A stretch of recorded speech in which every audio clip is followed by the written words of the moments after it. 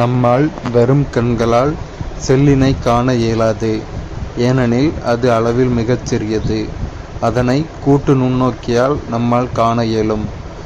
தற்காலத்தில் எலக்ட்ரான் நுண்ணோக்கியானது செல்களை நன்கு உருப்பெருக்கம் செய்து காண பயன்படுகிறது.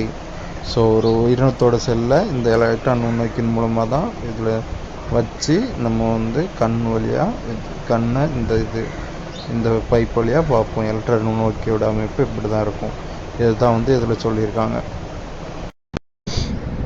செல்லின் அளவிற்கும் உயிரினத்தின் அளவிற்கும் யாதொரு தொடர்பும் இல்லை.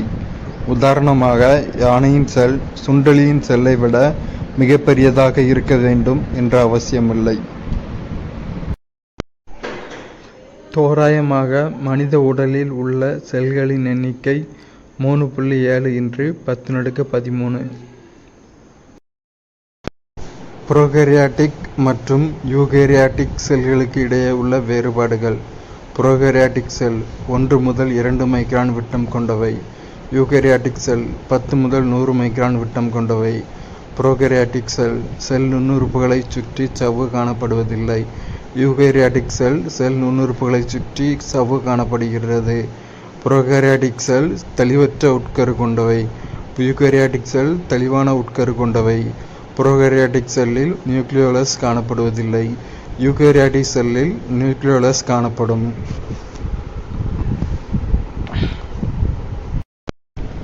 செல்லின் நுண்ணுறுப்புகள் மற்றும் அதன் பணிகள்.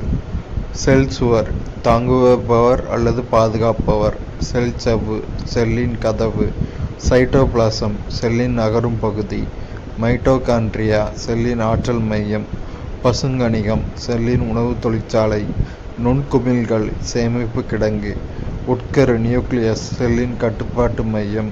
உட்கரு உறை நியூக்ளியஸ் உறை. உட்கரு வாயில் அல்லது உட்கரு கதவு.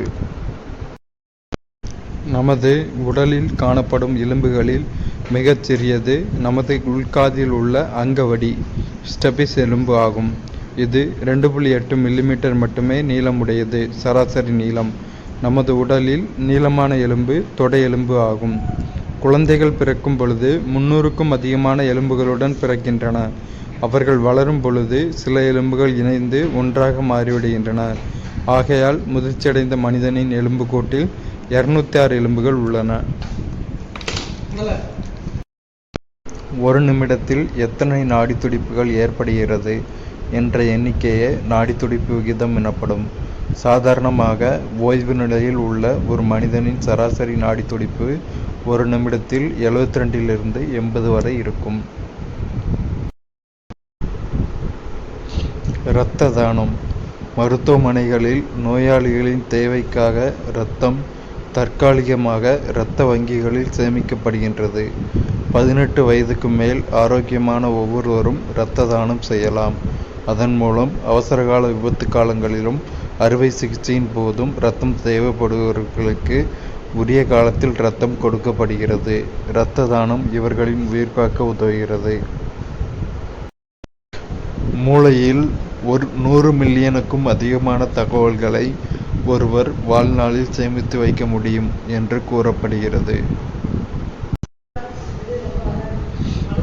உணர் உறுப்புகள் பாதுகாப்பு. மிக அதிகமான ஒளியிலோ அல்லது மிக குறைந்த ஒளியிலோ மேலும் நகரும் வாகனத்தில் செல்லும் பொழுதோ படிக்க வேண்டாம். தொலைக்காட்சி, கணினி, செல்பேசி, மடிக்கணினி போன்ற ஒளித்திரைகளை அதிக நேரம் தொடர்ந்து பயன்படுத்துவதை தவிர்க்கவும். உங்கள் கண்களை மிக கடினமாக தேய்க்க வேண்டாம்.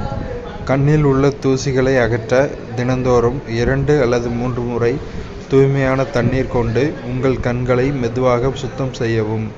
செவிகள் கடுமையான அடி அல்லது தாக்குதல் போன்ற நிகழ்ச்சிகளிலிருந்து பாதுகாக்கப்பட வேண்டும். கொண்டை ஊசி, பல்குச்சி இவற்றை வைத்து செவிகளை சுத்தம் செய்வது ஆபத்தான செயல். எனவே இதனை தவிர்க்க வேண்டும். ஏனெனில் இதனால் காது சவ்வு கிழிந்துவிடும், காது தொற்று ஏற்படும். தினமும் தோலை சுத்தமாகவும் புத்துணர்ச்சியுடன் வைத்துக்கொள்ள தினமும் ஒரு முறையாவது குளிக்க வேண்டும். நாளமில்லா சுரப்பிகள் இருப்பிடம். பிட்யூட்டரி சுரப்பி மூளையின் அடிப்பகுதி. பீனியல் சுரப்பி மூளையின் அடிப்பகுதி. தைராய்டு சுரப்பி கழுத்து. தைமஸ் சுரப்பி மார்புக்கூடு. கணையம் வயிற்றின் அடிப்பகுதி. அட்ரினல் சுரப்பி சிறுநீரகத்தின் மேல். இனப்பெருக்க உறுப்புகள் இடுப்புக்குழி.